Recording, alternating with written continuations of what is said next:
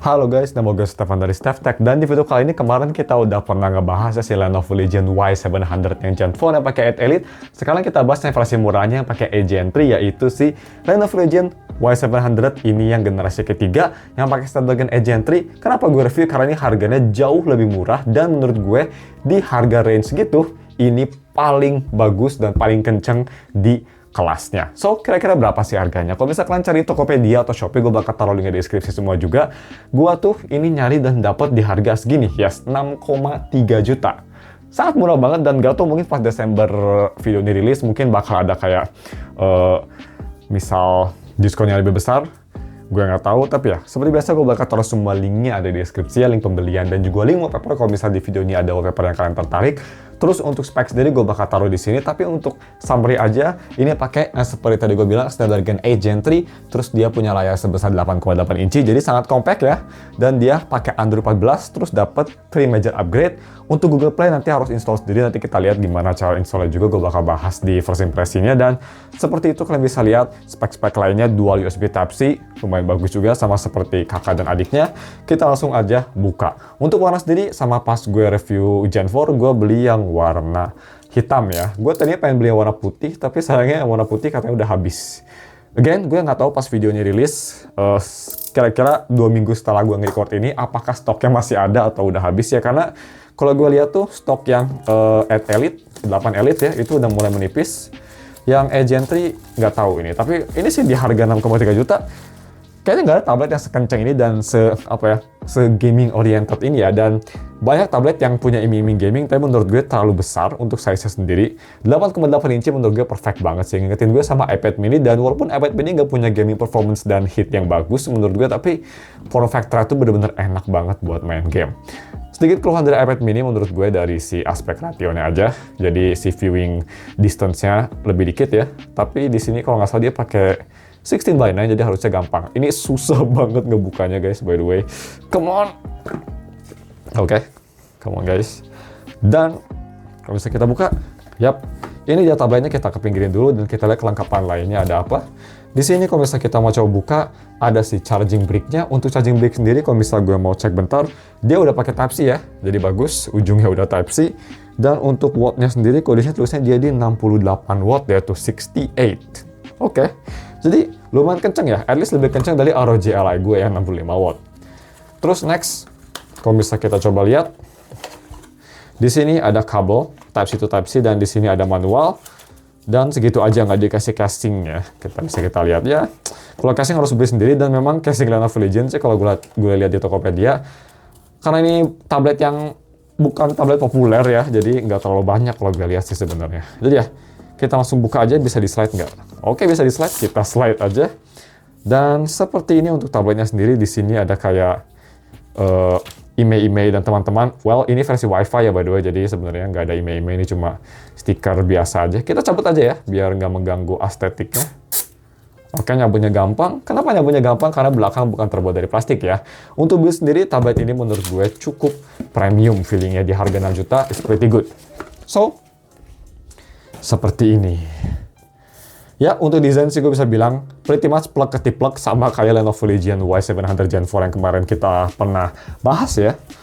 Dan gue sih nggak ngerasa ada bedanya. Di sini Legion, di sini si modul kameranya, Lenovo, feelingnya full LED, full terbuat dari aluminium, belakang, samping full terbuat dari aluminium. Di sini ada ada power button dan volume button. Di atas di sini ada speaker ya, bisa kita lihat tuh ada speaker. Kalau mau fokus, sorry, gue nyalain dulu dikit sini lap. Ada speaker, dan kalau misal kita ke bawah, di sini ada USB Type-C. Dan kalau misalnya kita ke sini, ada USB Type-C juga ya. Jadi komplit. Cuma gue lupa lagi mana yang USB Type-C 3.2, kalau salah satu bisa display port. Tapi ya, ada 2 port bagus ya, kayak ROG gitu. Jadi bisa enak kalau main game, bisa taruh di landscape, nggak usah taruh di yang sini gitu. Lebih mudah menurut gue. 347 metal build karena dia cuma 8,8 inci, jadi buildnya sangat enteng ya, lebih enteng yang gue kira. Terus kalau misalnya kita mau bahas kamera ya lebih cepet, kita cepet aja karena nggak terlalu penting ya. Ini kamera di belakang ada 12 megapiksel main kamera, terus kalau misalnya di depan dia punya 8 megapiksel ya, dan ini dua kamera belakang, satunya makro ya, nggak penting 2 megapiksel. Kita lihat gimana. Untuk sekarang kita bakal cobanya WUA aja dulu ya. Habis ini, so dia pakai ZUX OS, very sus, tapi ya seperti biasa gue bakal setup dulu, dan gue nanti bakal balik lagi untuk first impression, dan kita bakal main game dikit juga ya, stay tune. Wah, nggak ada bahasa Indonesia, kalian harus belajar bahasa Inggris ya guys. Nggak susah kok. Anyway, I'll be back. Oke, udah gue setup si tabletnya, dan seperti biasa untuk biometrik di Lenovo ini sayangnya nggak ada fingerprint, dan biometrik yang kalian bisa lakukan selain pin hanya kamera aja, dan kameranya juga pakai kamera depan, jadi nggak bakal secure. Kalau misalnya kita mau lihat ya, scanningnya sendiri cukup cepat sebenarnya, bisa kita lihat instan, tapi overall seperti itu aja untuk si biometriknya. Kalau misalnya kita lihat mau ke setting ya, kita ke setting terus kita ke about tablet. Di sini gue udah di Android 15, jadi ini udah di versi paling baru, walaupun ini versi Gen 3, tapi dia kayaknya batch baru, jadi udah diinstal di Android 15. Jadi untuk software update kayaknya masih dapat 2 kali lagi sampai Android 17. Ya untuk gaming device, surprise ini salah satu paling lama ya, 3 tahun. Biasanya kalau Asus kan di 2 tahun, kalau Nubia atau ZTE itu di 1 tahun itu bedanya. Dan kalau misalkan kalian bingung ya, mungkin apa bedanya sih tablet ini sama Gen 4 selain dari chipsetnya. Yang sedikit berbeda dari itu yaitu dari si layarnya. Kalau nggak salah ini layarnya masih 1.5K, kalau di situ udah 3K, dan juga untuk si baterainya lebih besar, di situ udah 7000-an mAh baterai, di sini masih 6500. Itu sih bedanya gue rasa. Dan mau kita lagi di warna putih sini, kita coba untuk ngetik sendiri. Haptiknya menurut gue cukup bagus, bukan yang paling premium tapi powerful dan enak juga. Haptiknya udah oke banget. Jarang ya di tablet ada haptik kayak gini. Biasanya kan kalau di tablet tuh for some reason haptiknya dilepas, tapi di sini untungnya masih ada juga, so that's good. UI sendiri dia pakai ZUX OS, bukan punya Mark Zuckerberg ya by the way. Dan UI-nya sendiri, ini memang Chinese UI banget, tapi overall gue rasa UI-nya cukup enteng ya. Memang bisa kita lihat kayak Chinese UI yang ngikutin dari launchernya kayak iPhone gitu, tapi cukup oke. Implementasi UI-nya juga bagus, kayak di sini ada UI gitu, ada haptic. Lumayan oke implementasinya dan cukup komplit juga. Overall, UI-nya sendiri sih nggak ada masalah, nggak ada bug atau masalah tersebut, dan sangat cepat juga, snappy, nggak ada masalah. Terus bagaimana untuk Google Play? Jadi kalau misalnya kalian pertama pakai tablet ini, yang pastinya nggak ada Google Play. Installnya kira-kira bagaimana? Gampang banget ya, kalian connect ke Wi-Fi, dan langsung ke sini nih, App Center. Tinggal klik aja App Center, dan gue kecilin dulu brightness-nya. Nah, kalau udah di sini, kita tinggal cari Google Play, dan dia langsung muncul paling depan, atau nggak paling depan sih, ketiga ini nih, yang ini Google Play. Tinggal diinstall, dia nanti langsung nge-prompt minta Google Service, install juga, enable, dan langsung ada di home screen. Kalian bisa install semua game-game yang kalian ingin tanpa ada masalah, no problem at all. Overall untuk UI sendiri juga masalah hal-hal simple dari tablet ya, bukan untuk tablet gaming. Misal kalian mau dipakai buat kayak multitasking gitu, di beberapa aplikasi ada, tapi nggak semua aplikasi sayangnya. Jadi misalnya kalau di sini dia itu nggak ada logo untuk split screen-nya, tapi kalau misalnya kita mau coba launching Zilla Zone Zero, dia ada logo split screen-nya. Jadi sayangnya untuk split screen sendiri nggak semua aplikasi support, terutama aplikasi Google kayaknya hampir semua nggak support, yang selama gue experience gue tadi first impresi. Ya jadi seperti itulah menurut gue. Dan untuk speaker sendiri, gue bisa bilang speaker di sini masih bagus.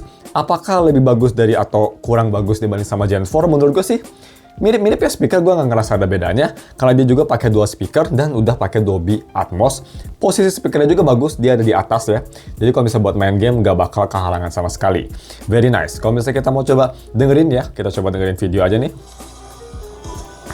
Today we have a beer review. Yes, alcohol-free beer. Bagus suaranya, bukan yang paling clear ya, jadi suaranya, tapi bassy-nya kerasa banget. Salah satu tablet paling bassy kayaknya speakernya pernah gue denger.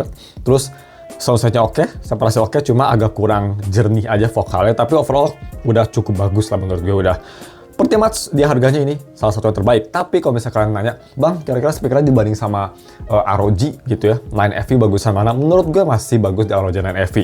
Kalau misalnya mau dibandingin sama kayak ROG Ally gini ya, yang handheld device, gue rasa untuk masalah detail sama soundstage masih bagus di sini, tapi bass-nya di sini menurut gue tidak terkalahkan di Lenovo Legion Y700 Gen 3 ini. So that's good. So, kita langsung aja, well, cepet-cepet aja ya. Atau kalian mau nggak sih gue ngetes kamera untuk ini? Kita coba foto aja kamera ya. Kita coba foto kamera di F1 aja nih, satu aja lah buat ngetes. Ya, dan kalau misalnya kalian, guys, kita mau selfie nih habis mabar bareng, selfie-nya seperti ini. Seperti itu. Overall, kualitasnya seperti tablet, burik ya. Dan kita langsung aja tes bagaimana buat main Wuthering Wave. Oke, kita langsung launch.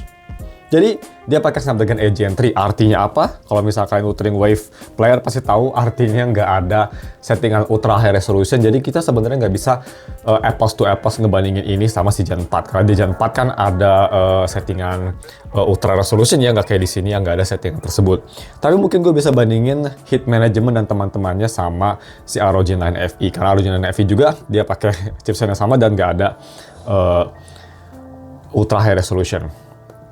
Tapi ya, kita langsung aja masuk dan ini kita bakal simpel aja, kita bakal muter-muter di Honami bentar, exploring Honami bentar gimana. Habis itu kita langsung tutup aja videonya karena gue nggak mau video ini kelamaan juga. Dan untuk dedicated gaming testnya bakal gue review dan gue tes nanti di channel satu lagi seperti biasa, Step Test Wibu Game nama channelnya, kalian bisa cek. Dan kita bakal tes buat main Zero Zone Zero. Tadi gue cek Where with Smith, tapi ternyata belum rilis di mobile ya, jadi mungkin kita bakal mereka berdua dulu aja. So, ini dia di Honami. Settingan sendiri, tadi gue udah preset sendiri sebelum kita lanjut video first impressionnya. Gue udah full semua settingannya di rata kanan. Kecuali shadow, gue di high aja karena ultra high agak sedikit waste of performance menurut gue. Jadi seperti ini.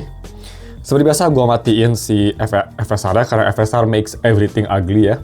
Dan kita udah di Honami ini. Gimana, kalian ada yang punya sisa nggak? Overall, FPS-nya kalian bisa lihat ada di 60 fps stabil dan gue ini ada di performance mode sekarang.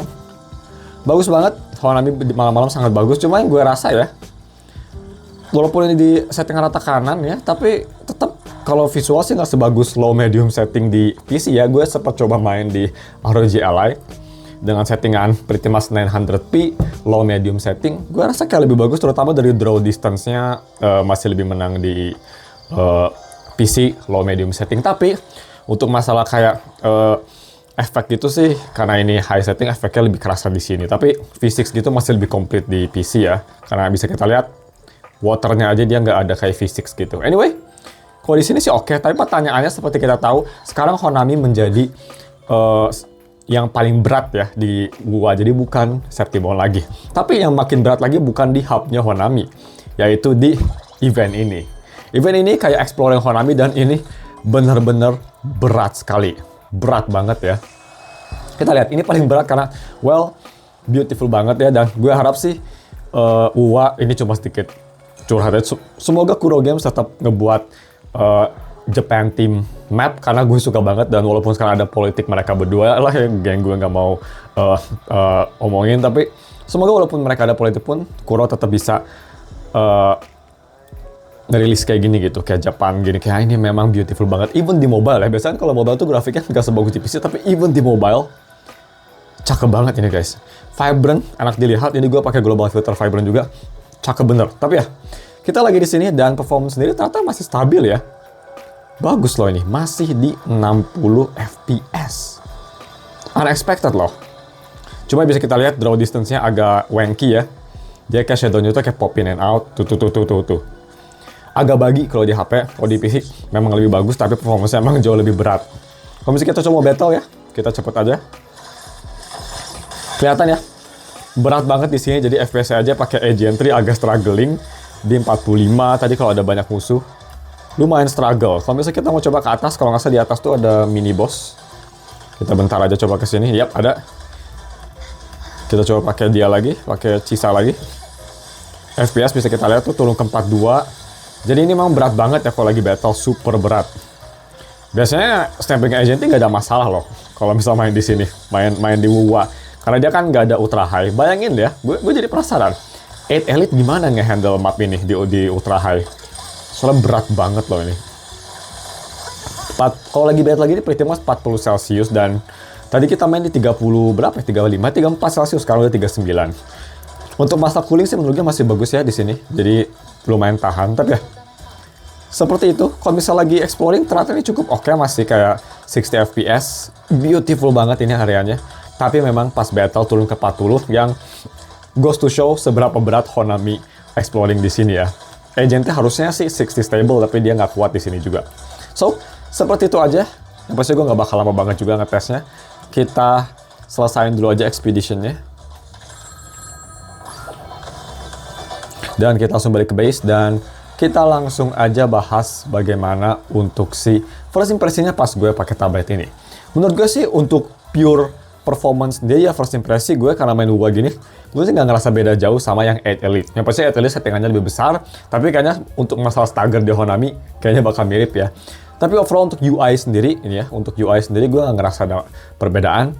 Dan ini harganya 2 juta lebih murah daripada si Gen yang Gen 4 ya, di 8 komaan, ini di 6 komaan rendah malah, jadi 2 jutaan lebih murah. So, overall sih, kalau misal kalian ingin irit duit, ini performance-nya nggak bakal beda jauh, kecuali kalian ingin benar-benar dapat ultra high resolution-nya di WoW. Itu first impression gue, tapi ya, untuk lebih detail kita bakal bahas nanti di full review minggu depan seperti biasa. Sekarang cuma segini aja, udah lama nih videonya, udah hampir 18-20 menit. Thank you for watching. Nah, kalau misalkan ada pertanyaan bisa komen di bawah. Jangan lupa follow TikTok gue juga untuk shorts yang lebih eksklusif. Thank you for watching dan ketemu lagi minggu depan untuk full review-nya. Bye.